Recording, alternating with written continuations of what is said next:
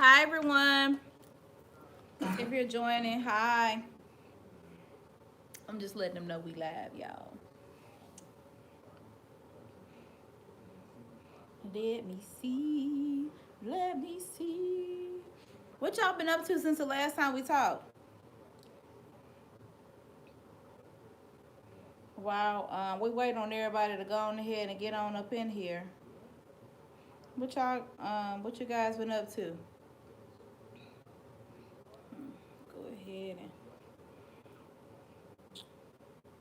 um, cheese on crackers.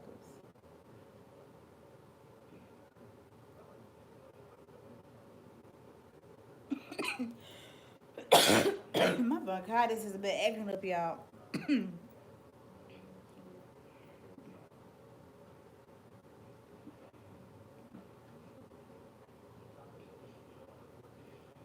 Hold on, y'all. I'm good. How are you? Let me make sure. Hey, Sasha Boo, how you? I can't wait till you come out this fall. Oh, I can't wait till what D girl come out with. Let me scoot back because I feel like I'm all like in the camera, like booger wise. I feel like it's like boogers, boogers, boogers.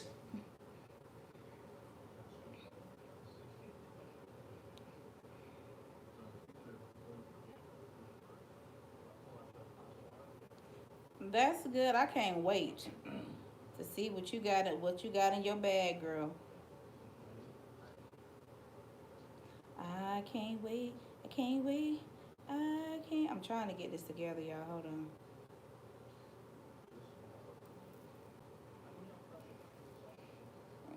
Okay, okay, okay. Drugs are bad, okay.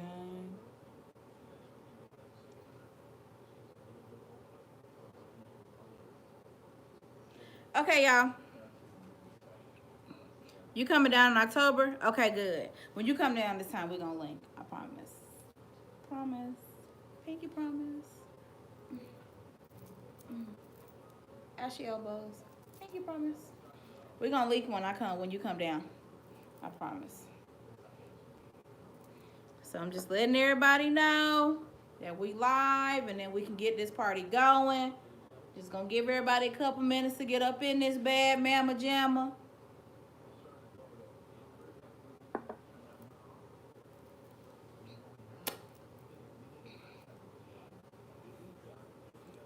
I'm gonna give everybody a couple of minutes to join this bad mama jamma.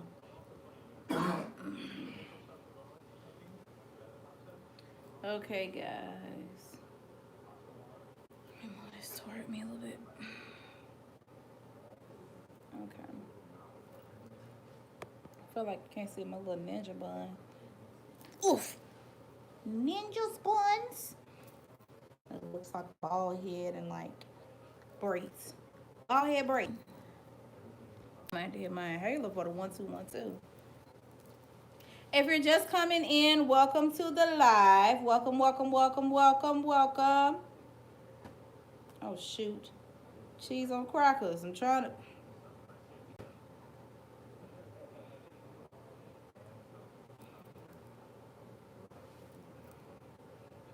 Okay.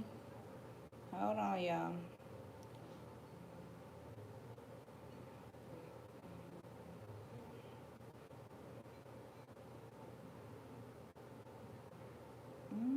I can't spell.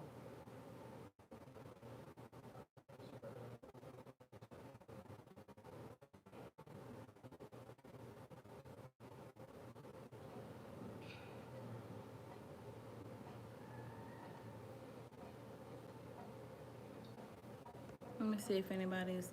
Um... Okay, guys. So I guess we got enough of us in here. Let me get this over on the good old book of the face, so that way our Facebook family can join us as well.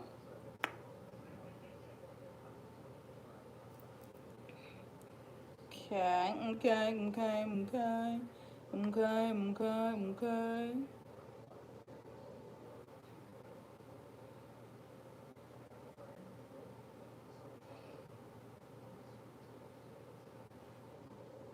Okay.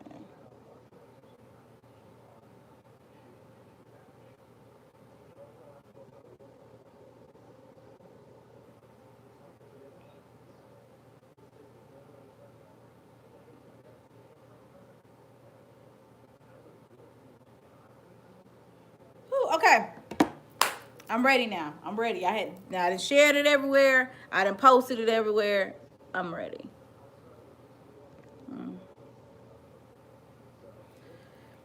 Okay, guys. So,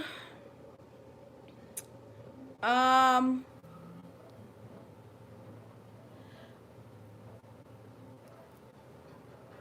this live is going to be quite emotional for the kids. Okay, so she will be crying. Okay. She may even boo-hoo. So you guys have been warned. Mm-hmm.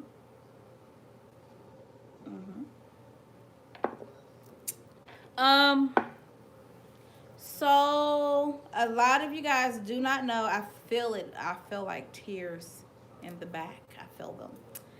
So a lot of you guys do not know, but I am an ovarian cancer survivor. Um, September is actually ovarian cancer month for those that don't know. It's the normal like breast cancer ribbon, but the color for ovarian cancer is teal, which is actually one of my favorite colors. Um, so I actually will be posting pictures on Friday that I'm going to take just to, I guess, honor, commemorate, whatever, my scars that I have, which is why I have this scar here, right here on my chest. There is a disc, it's about this big, and it's a tube that hooks up to the main artery in my neck. And it's like an infuse, it has some type of technical name, but I call it an infuser port. And what that was used for was for my chemo. So there's like this device, and it's like a device, and it has like different spigots where you can hook medicine bags up to, and then it's a needle that sticks out like this, so it sits like this. So what they do is they fill them around, because if you feel here, it's like a whole metal disc, and if you poke it in the center, that of course hooks you up to the, so they draw blood out of it, everything. I get my medicine out of it, everything.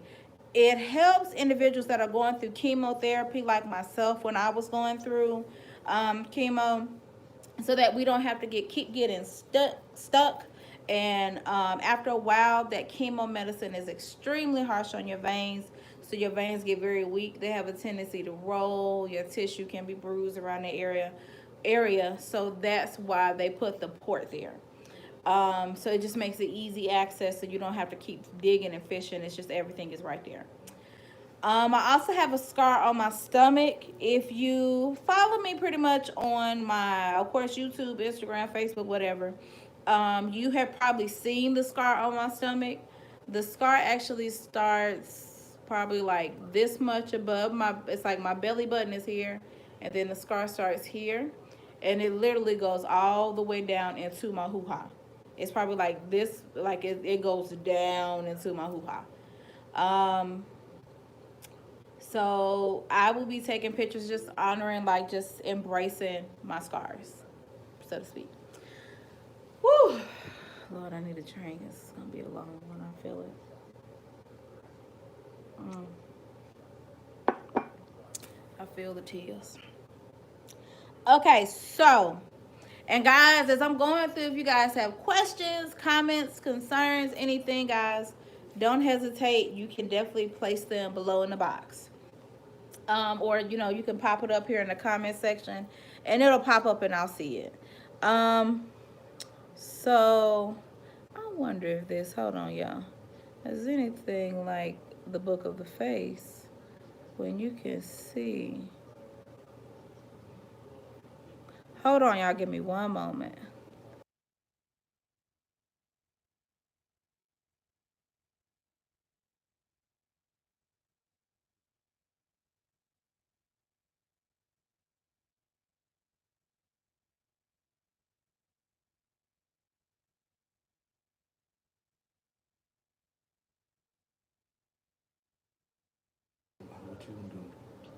um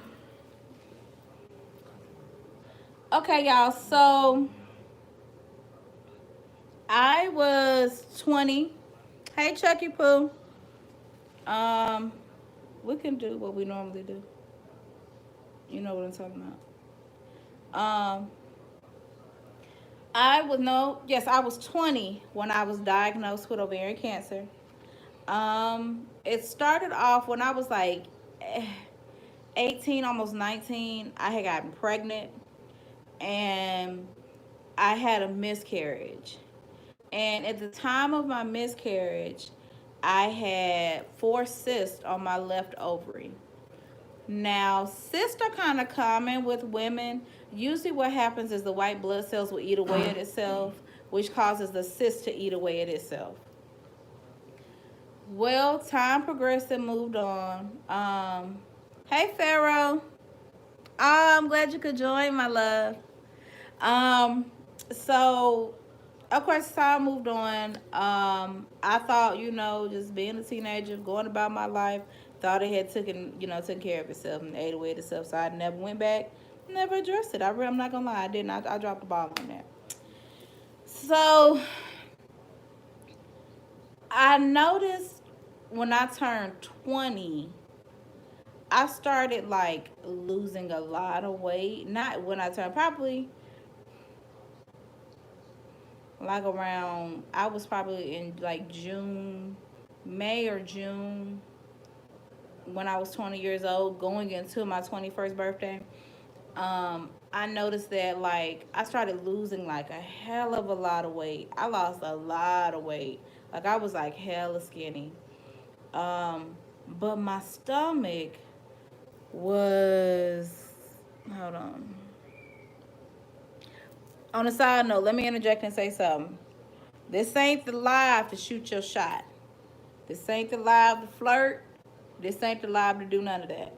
That will get you blocked automatically. I'm not playing that on this live. It's a very serious and emotional live for me. So on my, it's probably like May or June, my stomach started getting big like I was pregnant. Taking all these pregnancy tests, they coming up negative. I'm like, hell is going on? I mean, to the point where as I got bigger, my stomach really started to grow. Like, thank you, Doward. Y'all know I can't read half the time. I'm sorry, y'all. Doward. Um, so I would never forget. We was on this because at that time my mom lived on the south side of Atlanta. Was out there on the south side, and I was in just excruciating pain. Like my stomach was so big, I was miserable. I was big. I felt um full all the time. Like I was always full. Always full. Like I would be hungry, but I would be full, if that makes sense. So um like I would eat like half a happy meal and be like stuffed to the nines. Then I had like a problem, like I couldn't like go to the bathroom. Like I had a problem doing number two. Oh God, on the side note, y'all, that was my first time ever having castor oil. And honey, let me tell you, it was not pretty. If you've never had castor oil, you ain't gonna feel me. But if you've ever had castor oil, sweet mother of pearl. I mean, that colon was squeaky clean. It, y'all, I was afraid to fall it. That's how dangerous it was. I was like thinking about like padding up my butt. I'm talking about like just putting pads all up in the back of my draw holes. It was that scary. I was scared to fart. I mean, it was bad. It was bad. Okay. But so I remember going to the hospital. Fast forward, go to the hospital July 4th, and we're in there, and they do the blood work, and me and my sister are sitting there, and I just remember feeling like I'm so fucking tired. Like I'm just tired as hell. I'm full as hell. I'm drained. I'm tired and I'm full, but I'm hungry. It's just I was everywhere. And they came back and they said, you have some abnormal blood work. So we're going to, they gave me a full like ultrasound, looked around inside me, everything. And I'm losing my train of thought. My mind is really everywhere. They gave me ultrasound. They did some more blood work, and they came back and I said, Miss Bram, you have a tumor in your stomach the size of a basketball, and you have a mass on your left ovary the size of a golf ball. And based on your blood work, it shows markers and signs of having cancer. And when they told me,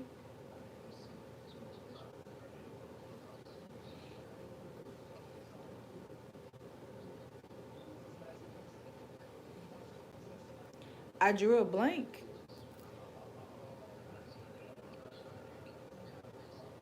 I like, I drew a blank. Like,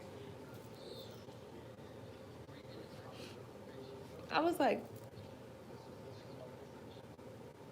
nah. And I remember sitting there with my sister, and I remember my sister, she immediately like kicked it into like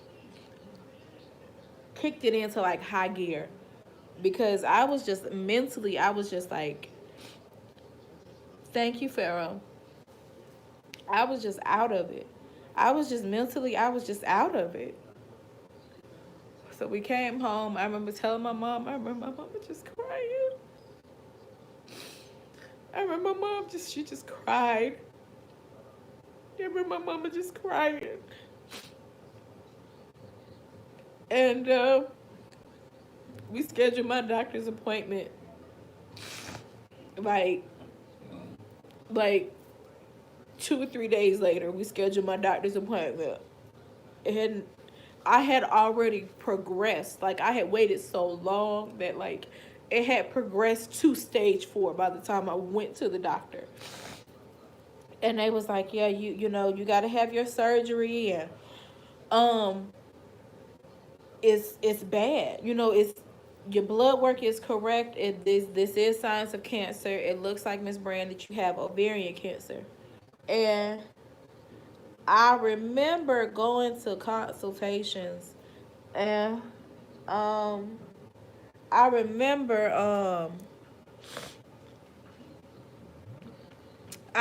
going to consultations, and I remember thank you guys. I remember them saying with ovarian cancer it can spread. Now, I don't have any children, and at that time I still didn't have any kids. And they wanted to give me a full hysterectomy at the age of 20 years old with no children. And they were saying use ovarian cancer. It was a type of ovarian cancer that I had.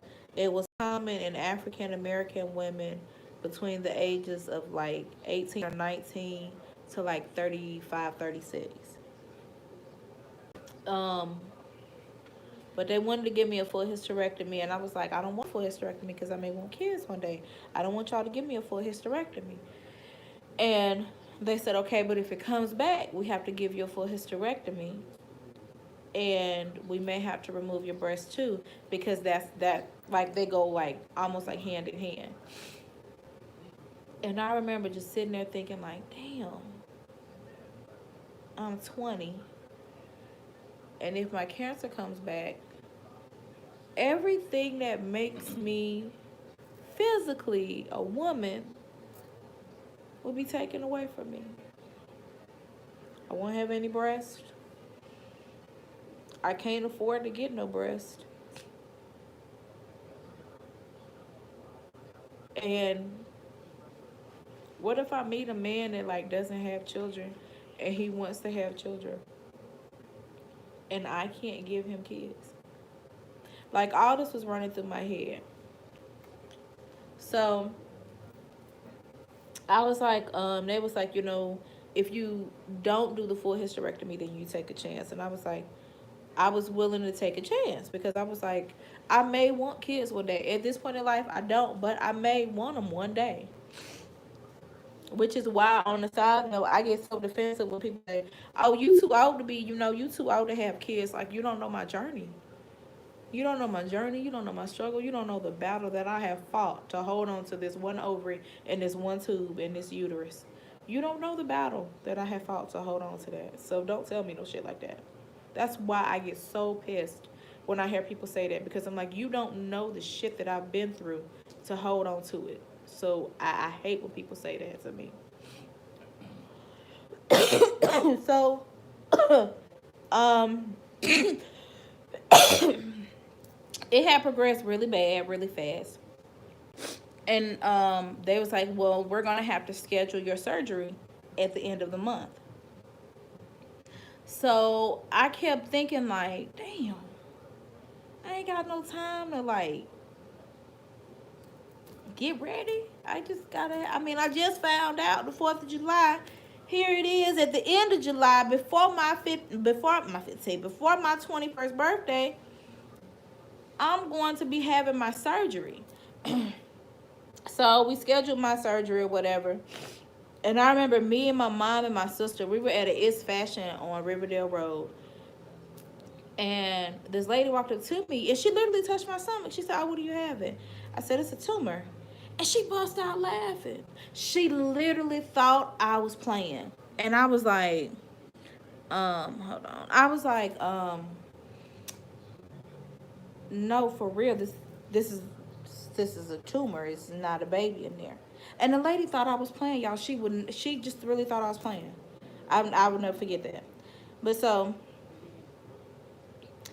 the day of my surgery, I remember going down. I was so scared. I was terrified. And I was put under so heavily. They gave me something in my IV, as well as they gave me an epidural in my back. And after, it seemed like when I had the surgery, it happened really, really fast. So I remember, because honestly, a lot of this, because I mentally kind of just shut a lot of it out. I remember like bits and pieces and fragments and things come back to me over time. Um, but I remember after surgery feeling just like being in bed and feeling so small. I was so small. And they had sewed my stomach up, as well as they put staples in me. And um, I remember I remember them telling me, I forgot how big the tumor was, but they removed 4 liters of fluid from my stomach, the tumor itself.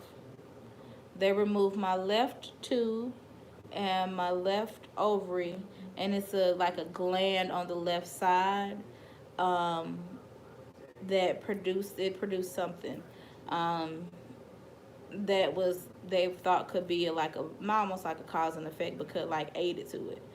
Um, so they removed that as well. And I remember my mom sat up there, y'all, with me every day. My mom and my sister. And at that point, me and my sister, we were not close. We was not close at all. We were close, but we was just not like close like that. And I remember afterwards, because before I had went in, I hadn't gotten my cycle, my period, or nothing. And afterwards, it was just like my body was like catching back up. So I was in the hospital for almost a week.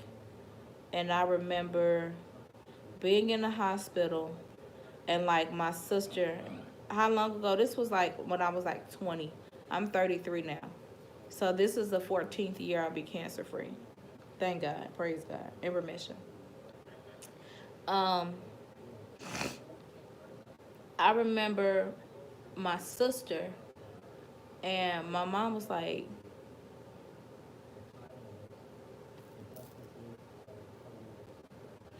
my mom was like, your sister cried the whole time you was in surgery. And I said, "Did she?" She was like, "Yeah." And it touched me because me and my sister weren't close like that. We weren't close like that. And I just remember my sister like, cause I couldn't like go to the bathroom. I couldn't like I couldn't change my pad. I couldn't write myself. And my sister, she did that for me. And we weren't, like I said, we weren't close. Cause I remember when I went to the bathroom one time, I was like, "Damn, mommy going out the room," and I to change my pad and take a shower. And my sister was like, "Help me." So that meant a lot. Then it was like the battle of like recovery, right? Right. So look to my sister. It was the battle of recovery. So it became a battle of like, now I'm home. I'm in my mom's house, and um I couldn't lift off the bed. Like when I coughed, I used to have a pillow and press it in my stomach because of my staples and my stitches. So I have to press it in. Then I had like a breathing machine I had to use. So it was a lot. And like my brother, I couldn't just get up off the bed. I used to have to put my arms around my brother's neck, and he used to have to like pull me up because I couldn't lift up on my own. My mom used to have to give me a shower. This went on for a couple months. And man, they was like, okay, now it's time for you to do your maintenance. Now it's time for your chemo. And I'm like, okay, gotta do chemo. And I remember going to my specialist, and I was sitting in his office, and he was like, "Well, Miss Brand, these are the medicines that you have to take." And so it was for 1 whole year. I was on chemo, and it was like in January. Really, it was every month, and it was like week one. I had to do 5 days a week, an 8 hour drip, which is like I had to be there 5 days a week for 8 hours and let like different. I had like I think like 4 or 5 drip bags a day, which is like picture like different size IV bags. So I had to do that for week one. And then the other 3 weeks, I had to go on Mondays only, but it would be for 2 or 4 hours a day doing 2 drip bags. And at that time, I was trying to like work and do everything else. And I remember my hair started getting really like hella thin. And that's what I was gonna say. I remember sitting in a doctor's office, and I was like, "Am I gonna lose my hair?" And he was like, "The medicines that you're on, you're gonna lose your hair." And I remember just crying. I didn't want to lose my hair. I was like crying. I was crying hard as hell. I did not want to lose my hair. But my hair got real thin, so I ended up cutting my hair off. And I had a texturizer. My best friend was like, "You should just cut and get a texturizer, pink." And I was like, "I don't know, Terry. I don't know if I want to cut my hair, but I'm cutting my hair." And of course, I went through my chemo, and I started getting better. I started back working. Um, and when I finally got to the point where I started to feel like me again, I remember like being reckless and just like living reckless, saying anything, doing anything. I was just like really reckless, and I just felt like I know at that point I was depressed, but I was also I lost me at that point. Like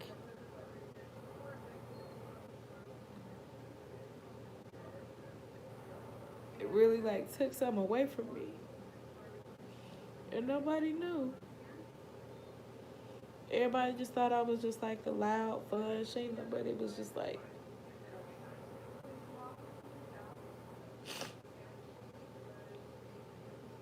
I felt like I was like knocking on death's door, and it was like I'm gonna do what the fuck I want to do until I die. Fuck it, if I die, I just die. But it took something away from me because I was still at the age where I was like finding myself. So to have something come in your life and not only alter your physical appearance, but your the inner, like what makes you you, your reproductive systems, like to have it alter that mentally, like I fell into a depression. And my depression wasn't like I wanted to be like alone or sad. It was like a rebellious, like, fuck you, I'm finna do anything and everything under the sun. I mean, sluts ain't have nothing on me. I was a hoe, and I didn't care. I did a lot of things that I'm not proud of. I slept with people's husbands. I'm not proud of it. I still battle that to this day. I just really, I did reckless things. So when I ended up joining like a support group to like get support because I was like on a downward spiral and nobody ever knew. But I ended up joining a support group and like getting support and getting help. And this is the first time, like, even my best friend, and like, I don't talk about it with my family. We don't celebrate it or talk about it. Even with my best friends, they know I've had it. I mention bits and pieces to them, but that's about it. They don't really know my full story with it. And this is my first time actually sharing with everyone because I suffered and I still do. Just the memory of it, it gives me like high anxiety, and I get sad and I feel really bad. Because everybody's like, oh, congratulations, you made it. Congratulations, you survived. And I feel bad for a long time, and I still battle it because I'm afraid to voice how I really feel about it because somebody didn't make it back from this journey, so I should be grateful, right? But for a long time, I was not. I was so sad. I was so depressed. I was so hurt.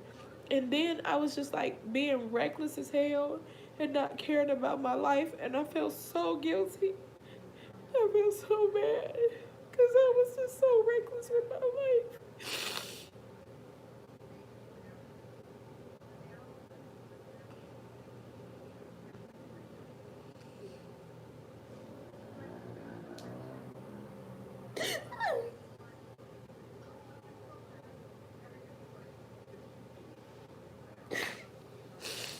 I felt so reckless. Like, I just didn't give a fuck about that thing. Like, I was just doing anything. And, like,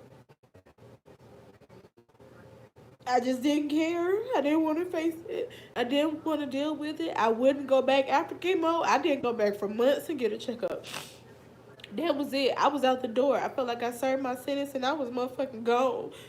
And I was just afraid. Like, it was that fear. And that's what, it's almost like survivor's remorse or like survivor's guilt. Like, that's how the fuck I felt. I felt like, fuck, I fucking survived this shit. But mentally, what it does to your body is just like, and that's what people don't understand. That's what people don't get. Like, that's why, like, if I could tell anybody anything as far as like if they're going through this, like, you got to stay moving, you got to stay active because I wasn't. For a minute there, I was just like chemo home, chemo home, chemo home. And then when I finally like got back to doing me and back at it, I was reckless and I felt so bad about it because, like I said, somebody didn't live to tell their tale. Somebody didn't live to tell the story. And I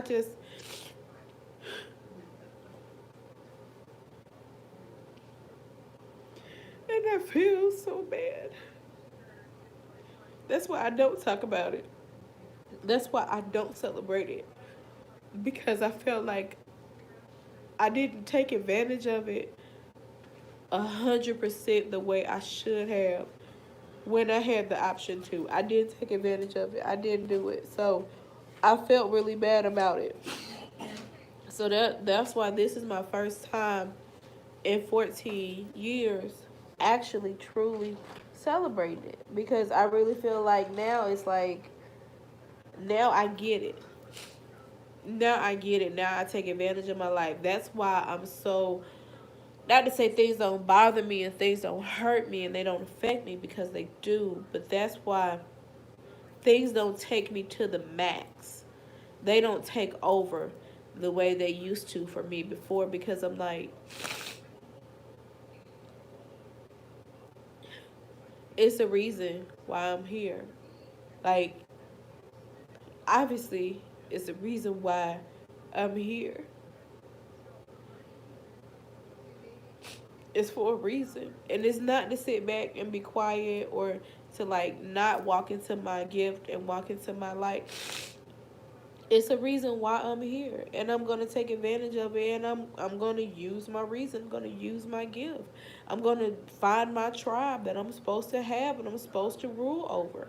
Find my nation. That's what I'm gonna do. But this is like baby steps for me. So this is like, it's all foreign for me, because it's all new for me. Because it's like a baby like finding her legs when it comes to like this arena, because I still do suffer from like survivor's remorse. I feel very bad because I feel like I abused it, and I didn't take advantage of it the way I was supposed to. So that's my story. Did anybody have any questions?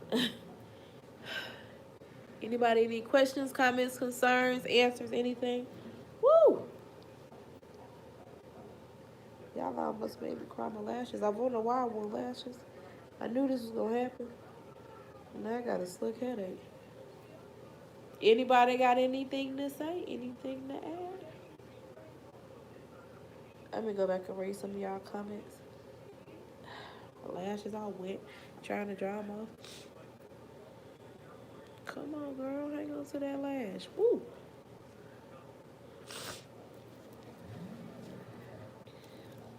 Right, Coco. I'm living my best life. You're right. Thank you, boo. I am. I'm living my best life. Thank you, Jody. I am, Pharaoh. You're 100% correct. I really am. Thank you, Lexi.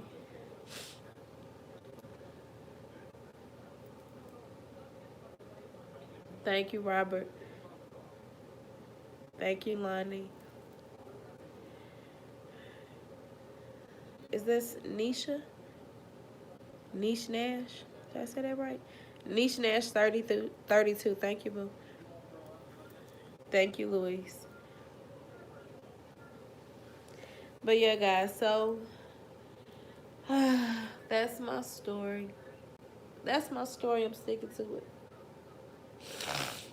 Of my battle, my victorious battle, I should say, and win and conquer over cancer. Um, I did like a Q&A. My head slick hurt.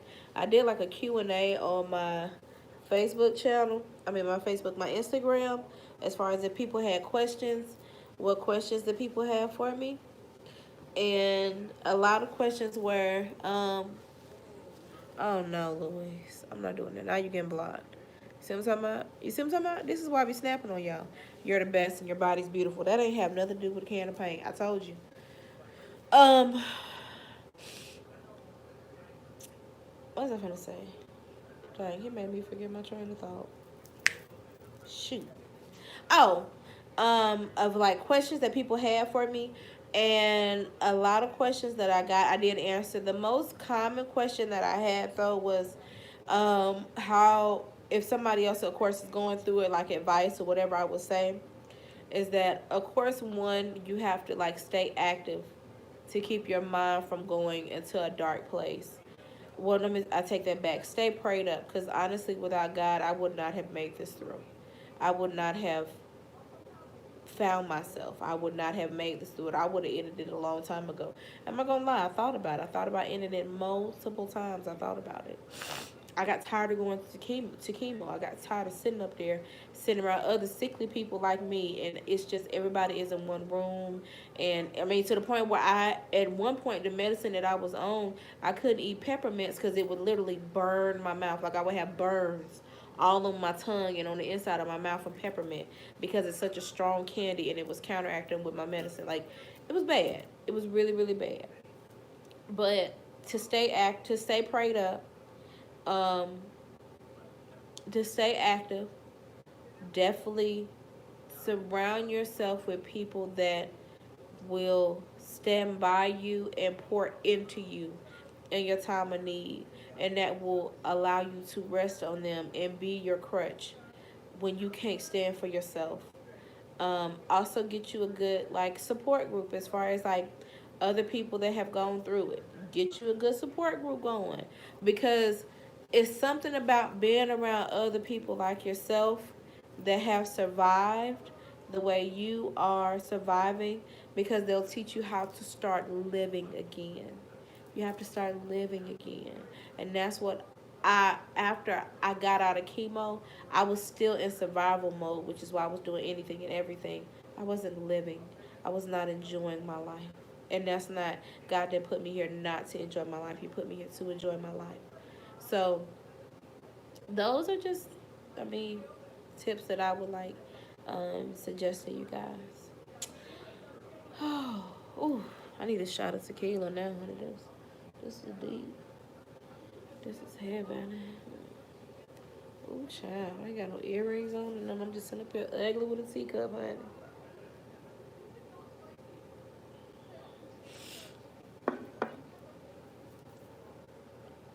Anybody else? Before I end the live, got anything they want to comment? Say anything? Going once? Going twice? I came late to the live. I do have a question. What were your symptoms to make you go to the doctor? I'm kind of concerned with some of the same things I have. Some of the same things. Oh. Some of the same things I'm going through. Lexi, what made me go to the doctor? I started losing like hella weight. Like I started losing a lot of weight. It was like crazy fast. You would have thought I was on meth or like a crackhead. Like I started losing like a lot of weight. I started losing weight, and I was always full, but I was always full because I had 4 liters of fluid in my stomach at the time and I didn't know. And my stomach was huge. Like my stomach was the size of a basketball. Like people thought I was pregnant. Like it was just I was huge. But I was always tired. I was exhausted. I was always tired. I was always exhausted. My skin was like, it wasn't like rich in tone and color. It was just kind of like, I don't want to say dry and dusty, but yeah. I wasn't me. I was not me at all. I could not pinpoint and put my finger on what was going on with me, but I knew it was something that was going on with me. I knew it was something that was going on with me. I just knew it. I just didn't know what. I mean, I couldn't go. I had a hard time doing number two. I couldn't go to the bathroom when, you know what I'm saying, when I did go, it was like a kid, so it was like little poops. I mean, it was just, I was not me. I would throw up. Like, I felt like I was pregnant, honestly. And everybody was like, oh, you pregnant, you pregnant. I'm like, no, bro, I'm taking 18,000 pregnancy tests from the one at the Dollar Tree all the way to like the 20, 15, $20 one. Like I'm taking pregnancy test after pregnancy test, and then my period just stopped coming all together. And that's another thing. After, I still fight the battle of my cycle. Like I don't get my cycle like a normal person gets their cycle. I don't get my cycle normally. So I fought the battle of, hell is my cycle at now? Like it was just, I didn't have it. But if you feel like you are having those symptoms, love, in all seriousness, I know it's terrifying. I know it's frightful. You already know what I'm about to say. Go get checked out. Go get looked out. because go get looked at. I'm sorry, because the longer you wait, the worse it'll be. By the time I went, I was already at stage 4. That's because I waited so long to go. Don't like. Not many people go into stage 4 and live and walk away to tell the tale. So definitely go get yourself checked, love. Go get looked at. Don't even do it. Don't do it to yourself. I think I got something in my eye. Somebody else has said something. Oh, you're right, Lonnie. You're 100% right. If you're taking a shot at tequila, make sure it's Don Julio. It's finna be somebody. It's finna be some Patron, some 1800, honey, sunny, something, some Cabo Wabo, something. Cause woo, honey, woo, y'all got my head hurting, honey. But guys, okay, so I'm about to be up out this thing. Lexi, if you have any questions, hey Toya, hey boo. I'm gonna lead a live up. I'm about to dip out. Been on here for almost an hour, girl, but 40 some minutes. How long from the diagnosis to remission? This year I was diagnosed.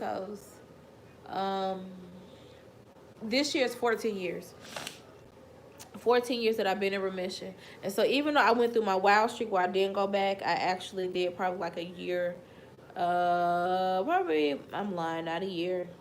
It's probably about 3 or 4 years after that. I finally kicked it in a high gear and I went back to the doctor.